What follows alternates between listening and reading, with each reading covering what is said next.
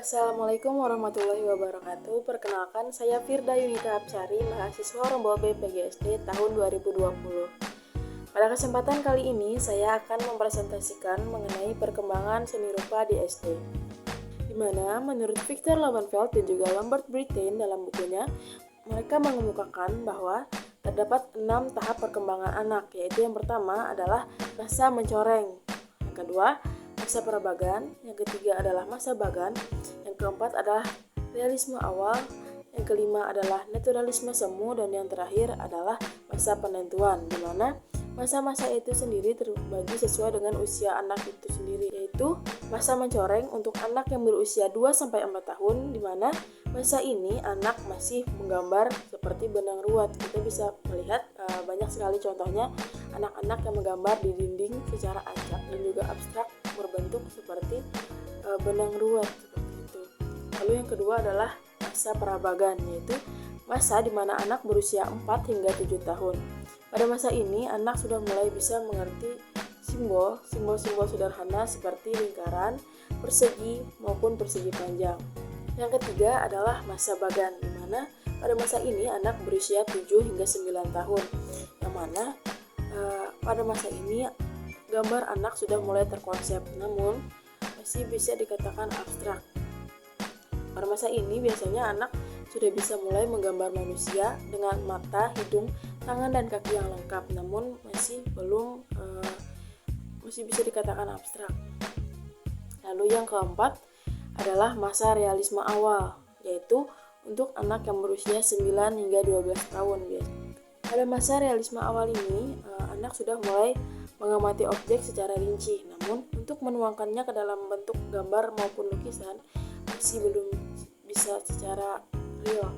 Namun pada masa ini anak sudah mulai mengerti dimensi dari gambar maupun objek yang akan dituangkannya ke dalam lukisan itu sendiri.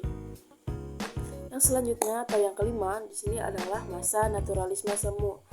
Masa ini biasanya terjadi pada anak yang berusia 12 hingga 14 tahun. Di mana pada masa ini kesadaran sosial anak itu sangat meningkat, sehingga cara berpikirnya semakin kritis, bahkan dia kritis terhadap karyanya sendiri. Dimana pada masa ini bisa terlihat anak termasuk tipe yang mana. Biasanya dibagi menjadi dua, yaitu tipe haptik dan juga tipe visual. Yang terakhir adalah masa periode penentuan. Masa ini terjadi biasanya pada saat anak berusia 14 hingga 17 tahun. Dimana pada masa ini sudah mulai terlihat kemana bakat anak ini. Jika dia benar-benar menyukai menggambar ataupun seni, maka anak itu akan serius, dan jika tidak, maka biasanya anak akan meninggalkan kesenian itu sendiri.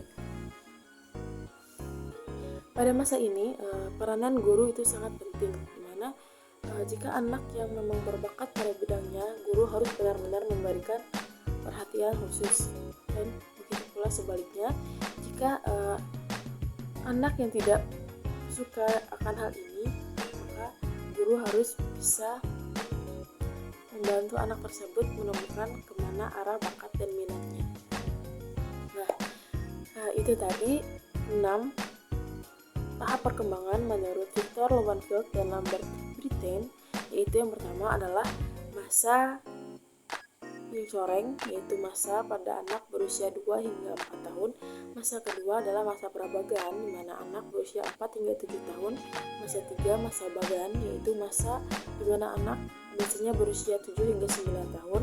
Yang keempat adalah masa realisme awal, yaitu masa di mana anak berusia 9 hingga 12 tahun. Dan yang kelima adalah masa naturalisme semu, yaitu usia 12 hingga 14 tahun. Dan yang terakhir adalah masa periode penentuan, yaitu 14 hingga 17 tahun.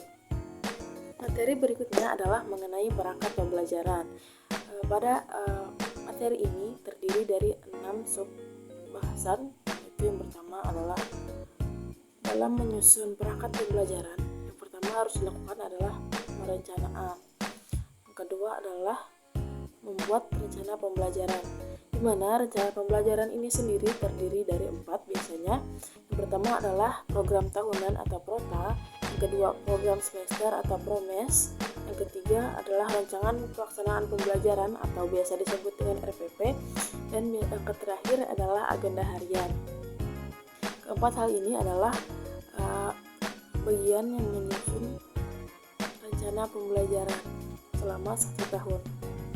Perangkat pembelajaran lainnya yang tak kalah penting bagi guru adalah menentukan materi pembelajaran. Materi pembelajaran apa yang akan disampaikan hari ini di kelas, bukan hanya untuk hari ini, tapi juga selama 1 semester ke depan.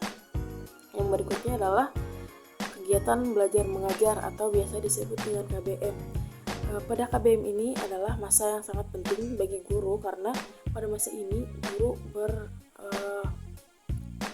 berkomunikasi langsung dengan peserta didik dalam mengajarkan dan mendidik peserta didik.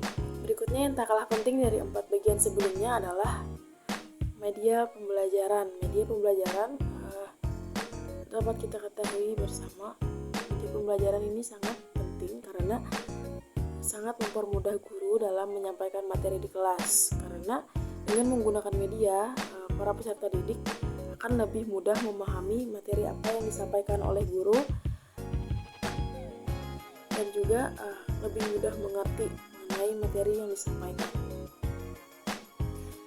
Dan perangkat pembelajaran terakhir yang juga tak kalah penting dari yang lainnya adalah metode pembelajaran. Dalam hal ini, guru harus benar-benar paham dan bisa menentukan metode mana yang digunakan dalam mengajarkan siswa di kelas. Metode yang digunakan oleh guru haruslah bervariasi sesuai dengan bagaimana keadaan dari kelas peserta didik itu sendiri. Guru bisa menggunakan metode ceramah untuk kelas yang mungkin tidak terlalu ribut, dan guru bisa menggunakan diskusi jika materi yang disampaikan terlalu banyak. Seperti itu. Nah, itulah tadi pembahasan materi dari saya mengenai pembelajaran seni rupa di SD, di mana terdapat 6 perkembangan, yaitu pertama adalah metode mencoreng, yang kedua metode prabagan, ketiga metode bagan, yang keempat metode realisme awal, yang kelima adalah naturalisme semu, dan yang terakhir adalah masa periode penentuan. Lalu yang materi kedua adalah mengenai perencanaan pembelajaran atau perangkat pembelajarannya. Yang pertama adalah perencanaan, yang kedua rencana pelaksanaan pembelajaran, yang ketiga adalah materi pembelajarannya, yang keempat adalah kegiatan belajar mengajar, yang kelima media pembelajarannya, dan yang terakhir adalah metode pembelajarannya. Sekian yang dapat saya sampaikan. Saya harap semoga videonya bisa bermanfaat. Wassalamualaikum warahmatullahi wabarakatuh.